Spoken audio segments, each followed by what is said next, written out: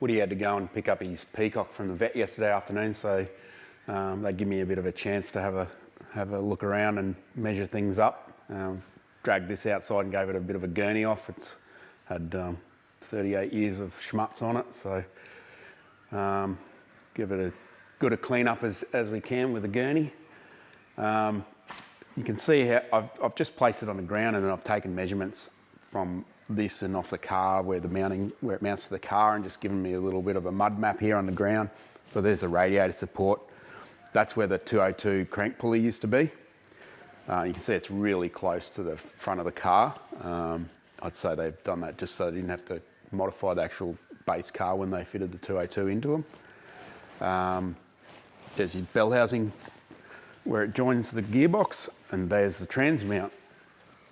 So what the problem is, what we've got is that we need more than just a little metal fan and a skinny radiator at the front of the car. So we need to move the engine back in the van. Problem with that is I can't just move it back a little bit, because this steering rack is something that you can't go lower than. So that's our minimum height. On this Barra engine, where they've converted it to a rear sump, that's the oil pickup. So it has this funny sort of tunnel cast into the sump or the oil pan, whereas the old 202 is just flat. So if you had an engine that was just flat like that, you can just push it back till you find the sweet spot and leave it there. But on this, the further back we go with the engine, the higher the engine's going to go until we get past that oil pickup. So what I've worked out is it's probably going to be best if we just place the steering rack underneath the crank pulley there, which is going to move the engine back about 250 mil, which is quite a bit. But the van's just a giant box, so it's probably not going to really matter too much. We've just got to cut into the floor a bit further. This engine's massive compared to that, so I was always going to need a new interior box. So we're already prepared for that. So the next thing we've got to do is knock these off. So we're just going to get the plasma cutter out and cut those mounts off, because our new engine mounts are going to be out here somewhere.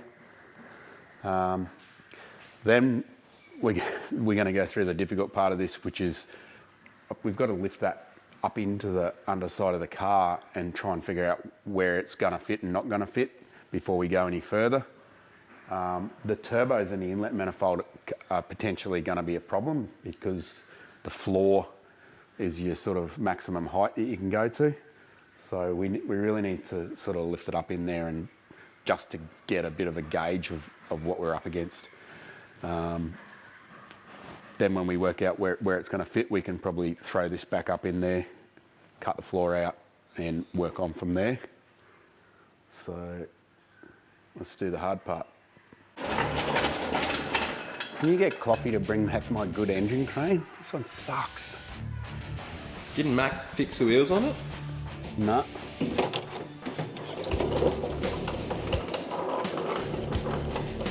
That's like my favourite tool, eh? It's because you're only good at destruction.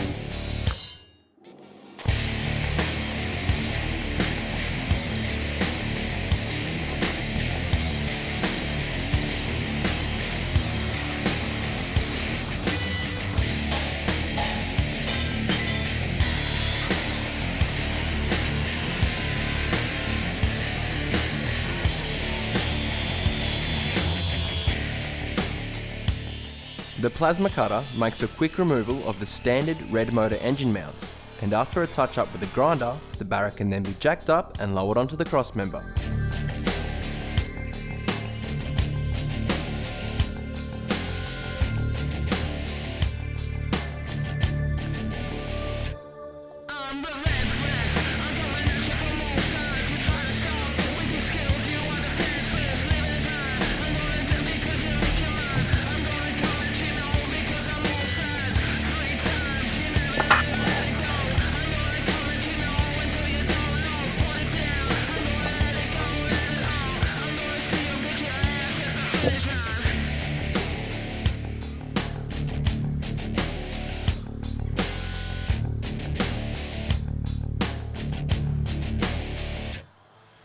bit close to the steering column there, eh? Mm-hmm.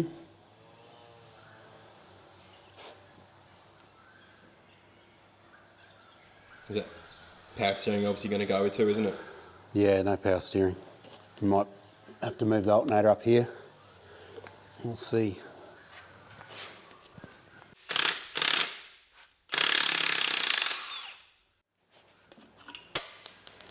Quality unit. You confident, Al? Always.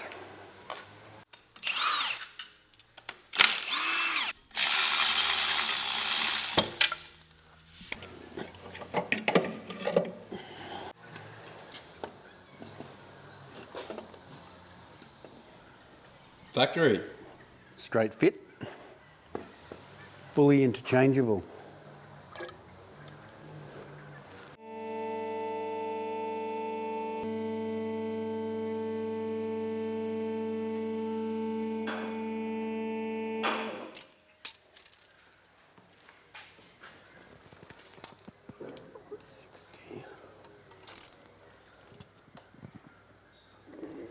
It's well in there.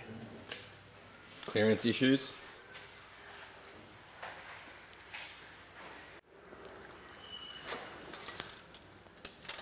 That mean turbo through the floor, Alan?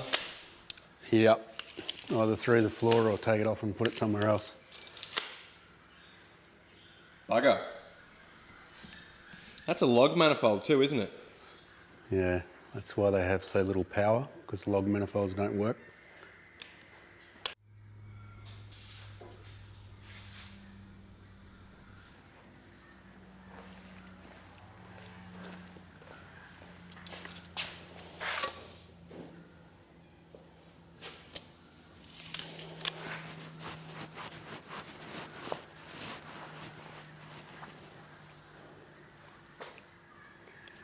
Why you do this, Millsy?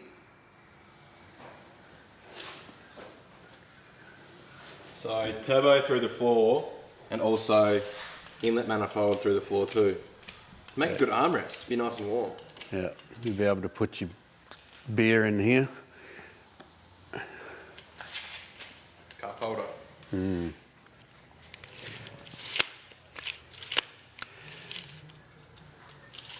I think we've got to go further back and cut into the cross member here and allow the engine to come down a lot further. It's already pretty far back anyway though, isn't it? Yeah, it's practically an MR2. Where does the motor come to at the moment? At the moment it's about here. So that cross channel would have to get cut out anyway. So I'll have to keep coming back to this one.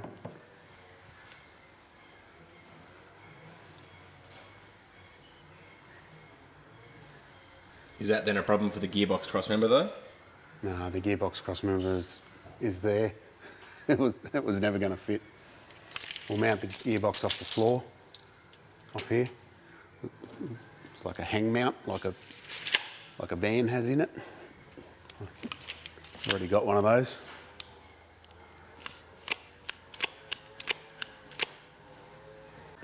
It'd be great to just chuck an engine in, especially one that hasn't done much work, without messing with it, but that never happens, so off everything comes.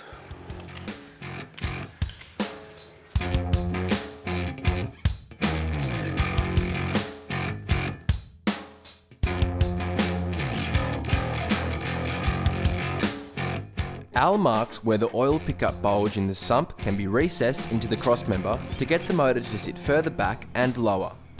Once he's done, it's back onto the grinder.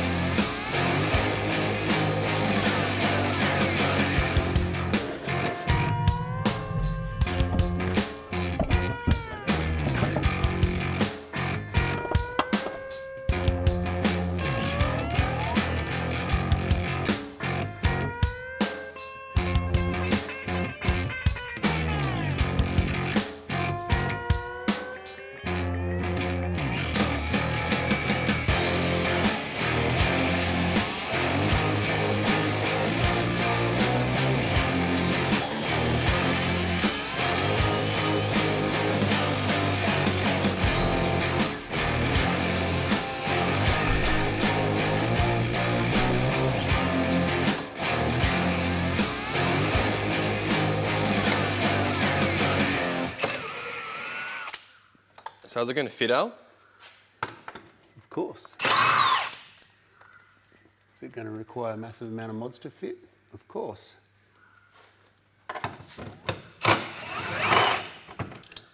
It's just all old junk, aftermarket aircon.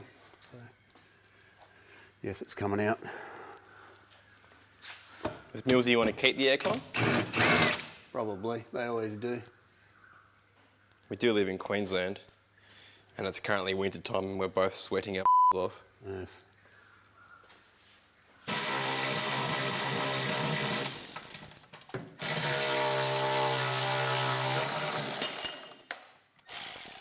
Great success.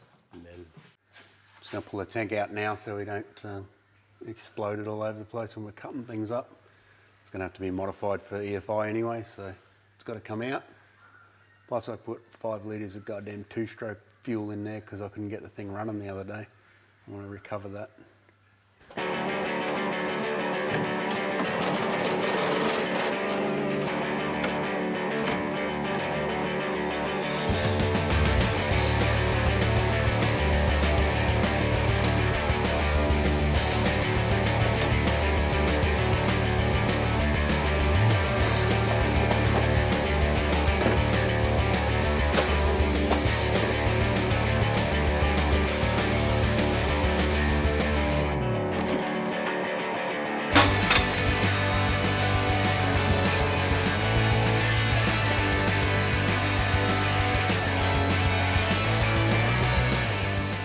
Yeah, the original gear shifter hole's here.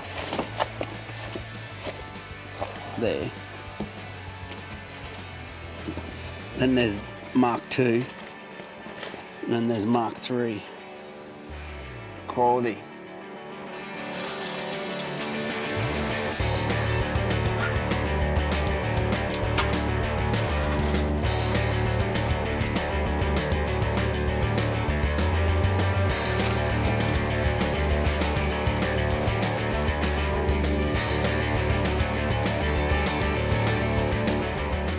Would you call that weight reduction, Alan? I just call that old junk that needs to be replaced.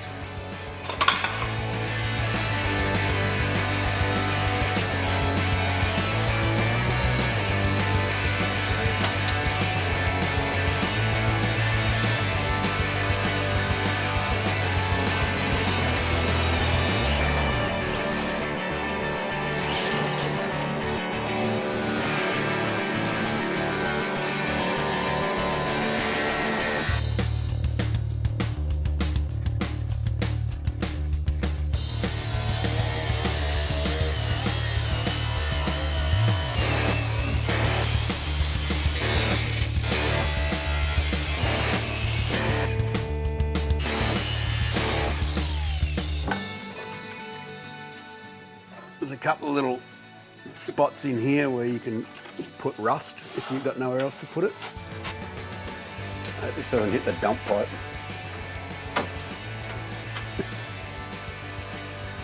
Not even good. We've finished cutting out the floor, or hopefully finished, you never know, to let the engine go in from underneath. Next thing we'll do is probably stick the engine on a trolley and just lower the body down over the top of it and move it around and see where it fits and where it's not going to fit and that sort of thing, and take a few measurements and that, see what's going to happen. It's actually pretty difficult to do this because you can't put the cross member in and then put the engine in. You can't put the engine in over the top of the cross member, so there's a lot of interpolation involved here. So hopefully it'll turn out well. But all we can do is throw it in there and stare at it and hope for the best. I'm done for today. This thing's draining my will to live. I'll say.